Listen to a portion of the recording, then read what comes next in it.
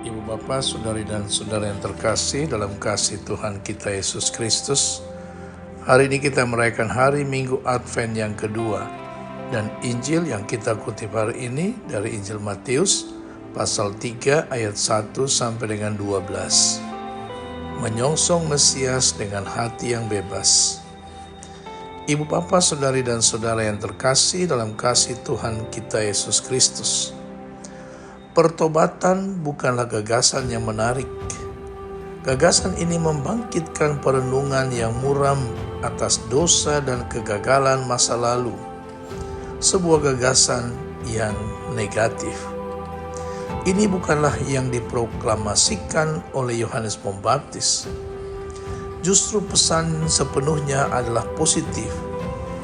Dalam bahasa Ibrani dan Yunani, konsepnya adalah perubahan perilaku, perubahan arah.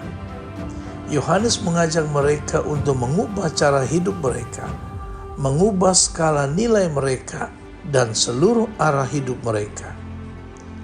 Untuk memperkuat pesannya, Yohanes mengenakan pakaian yang dikenakan oleh Elia, nabi yang akan kembali untuk mengumumkan kedatangan Tuhan yang terakhir.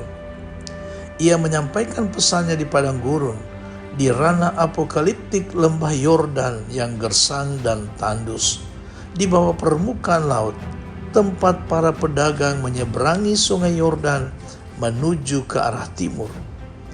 Maka ia dengan sengaja mengklaim dirinya sebagai nabi terakhir dan sedang mempersiapkan jalan bagi Tuhan. Ibu Bapak, Saudari dan Saudara yang terkasih dalam kasih Tuhan kita Yesus Kristus, kita melihat Yesus sebagai Mesias, Juru Selamat yang penuh kasih. Tapi Yohanes dalam Injil hari ini belum memberitakan Yesus.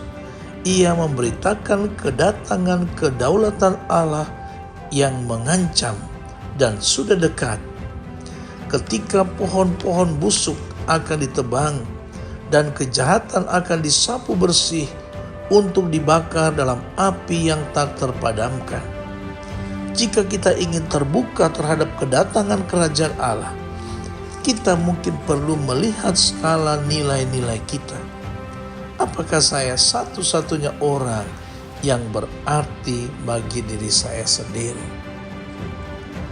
Pertobatan adalah istilah yang cukup umum digunakan para penginjil untuk meringkaskan sikap yang diinginkan Allah dari manusia. Namun demikian, arti kata pertobatan dalam kitab suci mencakup banyak aspek. Pertobatan sekali lagi tidak harus selalu dikaitkan dengan dosa berat. Setiap orang dipanggil kepada pertobatan, termasuk mereka yang menganggap diri tidak melakukan dosa berat. Namun, apakah yang dimaksudkan dengan pertobatan itu? Pertobatan lebih berarti mengarahkan diri kepada Allah. Bertobat berarti menjawab ya atas undangan Allah. Allah yang mencintai kita, Allah yang selalu mengampuni kita, Allah yang selalu beserta kita.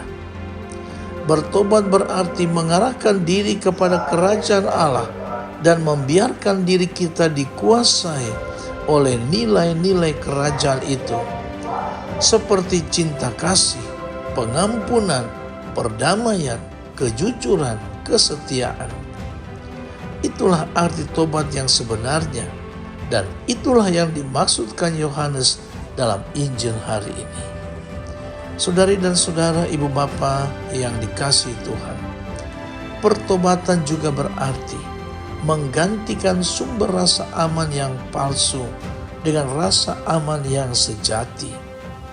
Seringkali rasa aman yang palsu itu ditemukan di dalam kekuasaan, kekayaan, kenikmatan hidup, atau prestise. Ketika orang berhadapan dengan situasi sulit seperti penderitaan dan kematian, semua hal itu tidak mempunyai arti.